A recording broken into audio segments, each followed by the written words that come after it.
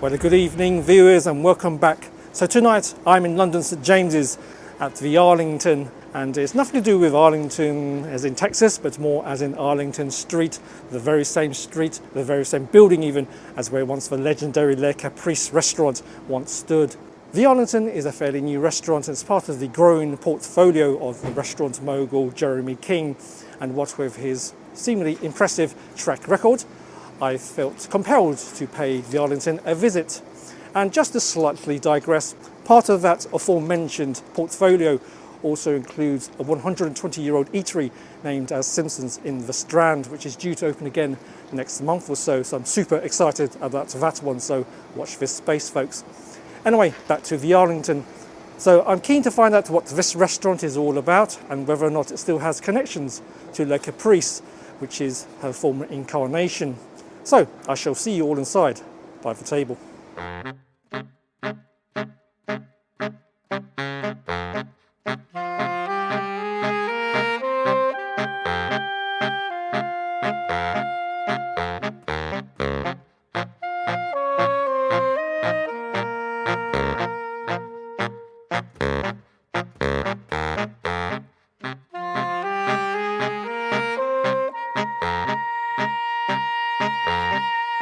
I checked in about 10 minutes ago and they're still waiting for my table to be released. So I think I see some new tablecloths being replaced, so that's an encouraging sign.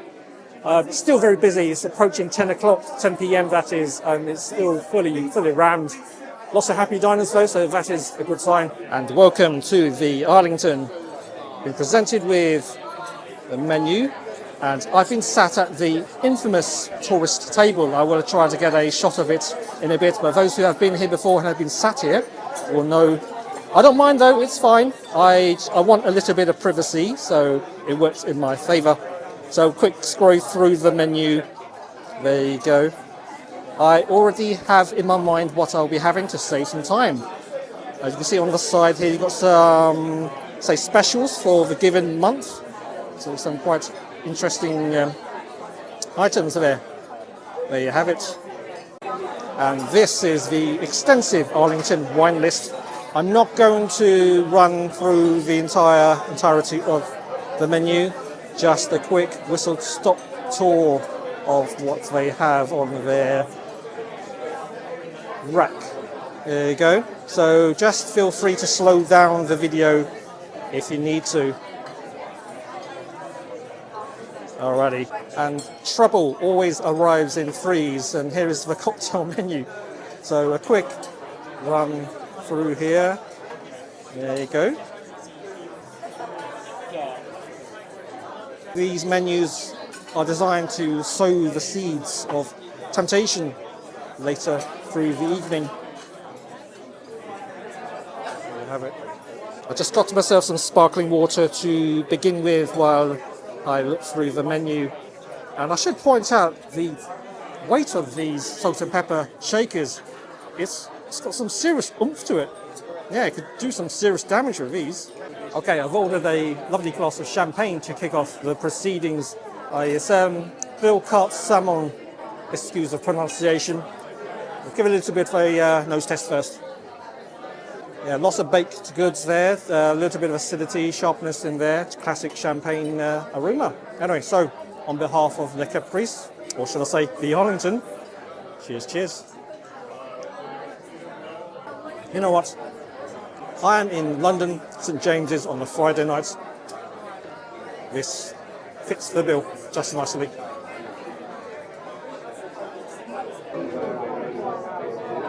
What is that word? It's, I suppose, 1930s, Chicago-style Art Deco. Yeah, for sure. Very monochrome in terms of theme as well, and the famous David Bailey photographs adorning the walls. Cut this restaurant and it bleeds Art Deco, I'd say. Yeah, very impressive. You can quite possibly deduce from the amount of cutlery I have by the amount of courses that I tend to go through in this video. And course number one has landed. I have gone for a brace of seared scallops with chili oil. So this is the first time I've eaten scallops on this channel, that is, of course. So let's give this a go.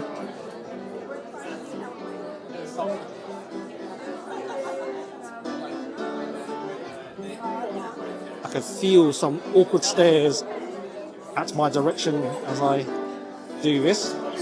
The show must go on. So, as any good scallop would go, sweet, smoky, and that sense of the sea. The chili oil is nice, little bit of heat, not too much, not too overpowering. Garlic, and the flavouring from the oil. So, yeah, all in all, very impressed. So far, so good. Another piece.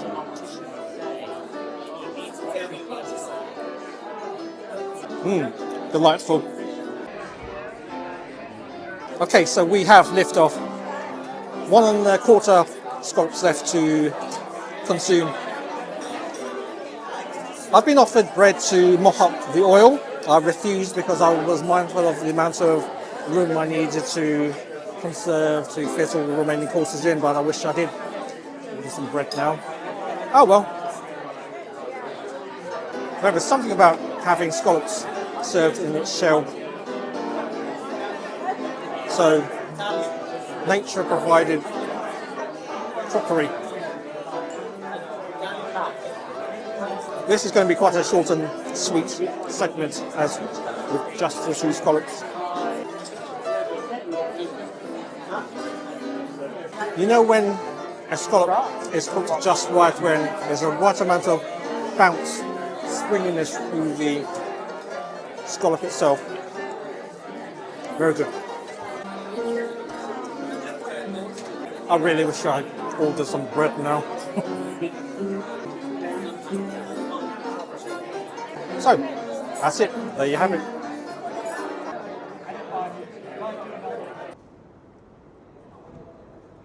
And course number 2 has landed, and behold, this is the Bang Bang chicken, a very famous signature dish of the Caprice, and rumoured to be the late Princess Diana's favourite dish, or one of her favourite dishes, according to folklore. So, definitely smell the satay sauce, the peanuts, and all sorts of extra sesame seeds thrown into some extra nuttiness.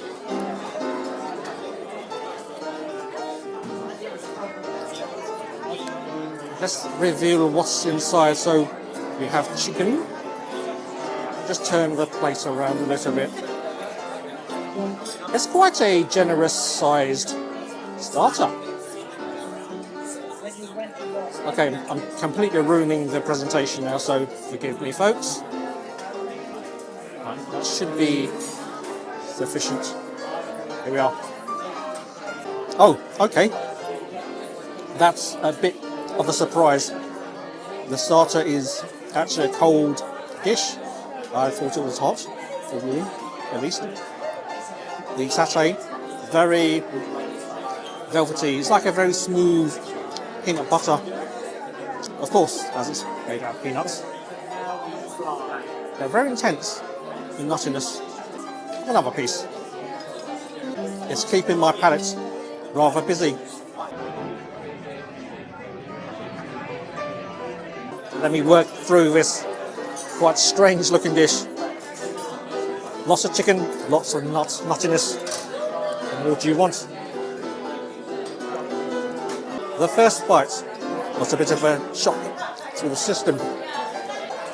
Subsequent mouthfuls, it's starting to work its magic, I'd say. The savouriness starts to kick in.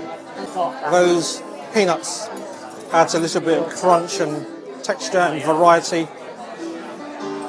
Keeps the palate a bit more stimulated. I may be upsetting the purists and hardcore fans of this, the Caprice classic dish.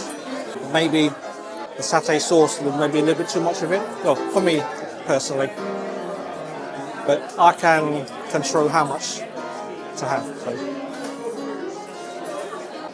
So why is this dish called Bang Bang Chicken? Well, according to folklore, London folklore that is, Jeremy King and Chris Corbin were having a meal one evening in London Chinatown and stumbled across a dish called Bang Bang chicken. So impressed that they decided to introduce this offering on the menu of Le Caprice. The rest is history. The name itself, Bang Bang. Well, one theory is the translation of Bang Bang can be regarded as Bung Bung, which is a Chinese word for a baton-like stick used to hammer away and tenderize the chicken before you cook it. Hence the name. Or is it? The other theory is Bang Bang or Bung Bung, when used in succession, is a term used for high praise in Chinese. So the equivalence word to Bung Bung would be fantastic or amazing. So hence, amazing chicken. Anyway, one to debate about in the comments section. Hey, it's definitely a rich starter. A lovely bit of salad, very fine. Say julienne, is it? I think it's even finer than julienne. Almost like vermicelli-sized strands of carrot and some rocket leaves, spring onion to lighten the dish somewhat. I'm worried that I might start hankering for this dish when I'm no longer at this restaurant.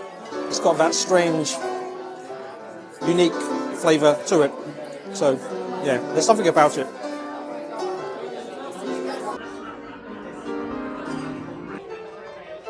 With the Arlington restaurants being open for less than 2 years back in 2024, I'm going to be hard-pressed to find any historical anecdotes without harking back to the earlier days of Le Caprice. Founded in 1947 by Mario Gallati, who was then the co-owner of the original Ivy restaurant, Le Caprice injected a very much needed amount of continental flair and glamour into post-war London. By 1980, Le Caprice was then renamed and rebranded as the Arlington for several months before then being sold to Jeremy King and Chris Corbin, who then both kick-started the golden era of Le Caprice as the go-to venue for celebrity A-listers. No need to even name drop, just think of a name and that personality may have likely have dined here. By the mid-noughties, Le Caprice was sold on to the current brand owners and, ironically enough, also the current owners of the Ivy restaurant group, Richard Caring. Le Caprice continued to become very much of the London dining scene up until ultimately she fell to the ravages of the COVID-19 pandemic. Jeremy King maintains that this restaurant, the Arlington, is still every bit of which Le Caprice would have been had she has survived today, all but in name. And to further confuse the story, the Caprice Holding Group intends to reopen and relaunch Le Caprice restaurant, not here of course, but at the Chancery Rosewood Hotel in Mayfair. So there you have it. It's a rather strange story of things going full circle. Well, sort of. And the main course has landed. This is another classic dish in the Caprice, believe it or not. It is the shepherd's pie. Loving the potato topping, the crust. There's certainly a lot of butter in there based on the golden hue tone. And very delectable looking. And I've been given some Worcestershire sauce as well, in case I need a little bit more of a kick. Okay, so let's give this a taste.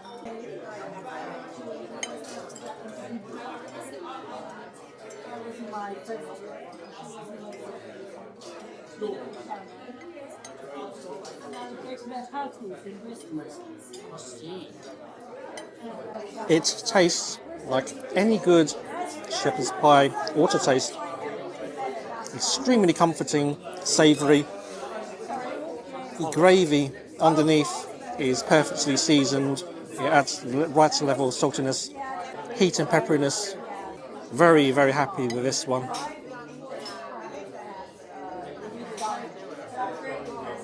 I had to hold fire for a little bit as I ran out of beverage, so I requested a glass of Gigondas, which is from Southern Rhone. So a quick little nose test before I give it a taste. Yeah, classic, that part of that region of France, very spicy, very intense in red fruit. I love the glass as well, it's very It's kind of something you have with Burgundy. Yeah, lets the wine breathe. Tastes fairly young as a wine. Not too much oak or woodiness. Plenty of fruit, forward fruit. The fruit is forward, that is, I mean. Yeah, I imagine this will pair rather splendid with the shepherd's pie. So anyway, back to business.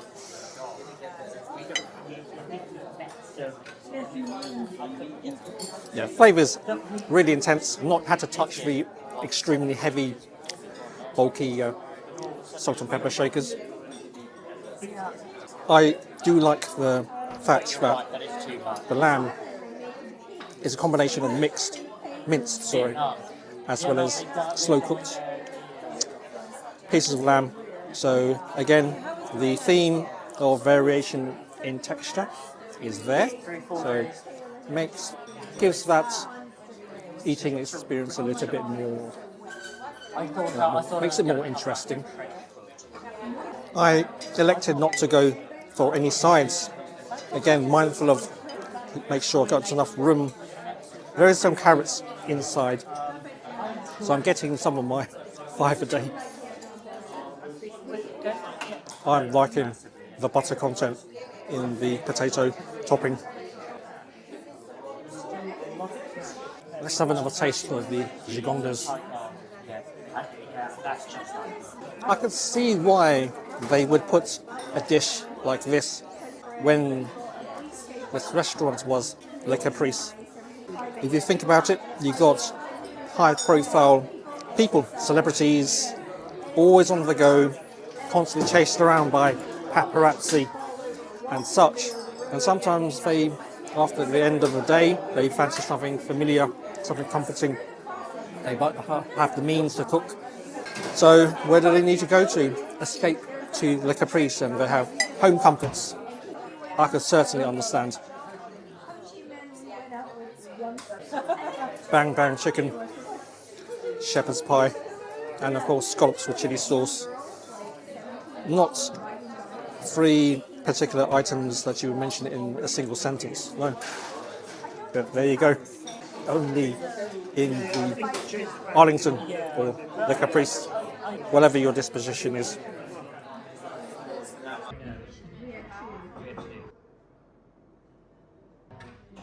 So I've been presented with the dessert menu. So flip this over for the reveal. Apologies for the silhouette. Let me just adjust my camera angle. Yeah. Not an overly complicated menu, which is good to see. Just focus on a good balance of options. Hokey pokey coupe means, well, coupe would be the glass that serves the dessert, but what is hokey pokey? And coconut rice pudding with cherry and blackberry. Yeah, quite an eclectic mix of sweets here. And the 4th and final course has landed. This is a Paris Brest, excuse the pronunciation. And it looks rather decadent. It looks, in the flesh, that's the right term, it's a lot more decadent and rich than it appears on paper. Okay, so in the words of Nicola Dennis, goodness gracious.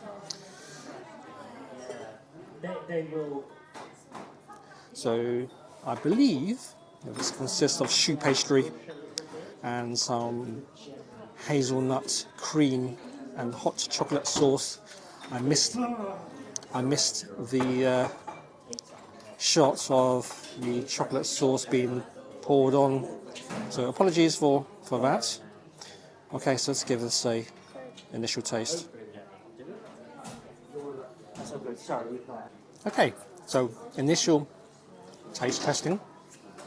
The pastry, I may be wrong, it may not be choux pastry. Closest to taste and texture perhaps would be macaroons. Again, apologies for the pronunciation if I got that wrong. Another bite. So this is the home straight I'm not sure if I can fit it all in, but I'll do my best. I don't have any bread, so that may give me a fighting chance.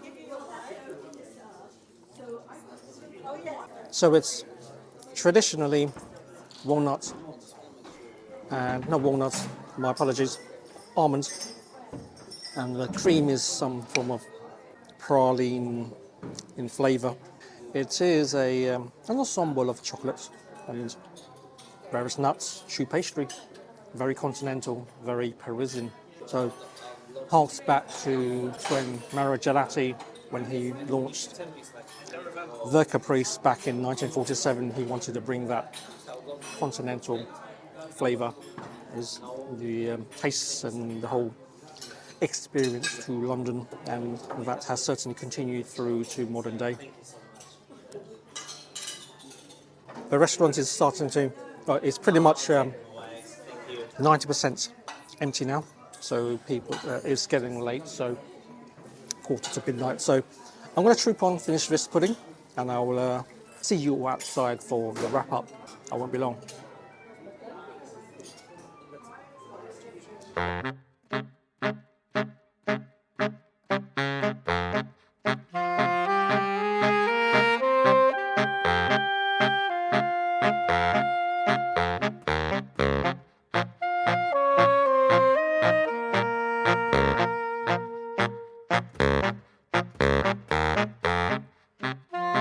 So that was the Arlington, or should I say the Caprice, Friday night dining experience, and I hope I did that one justice. Convivial, casual, classy, I should think so, but was it a bang bang experience? For any of you out there, you seasoned diners who have any anecdotes or memories to share about the Caprice, then please feel free in the comments section to indulge. Okay, so thank you for watching. I need to catch my train, it's very late now, so I look forward to catching up with you all again soon in the next video, so you'll take care now.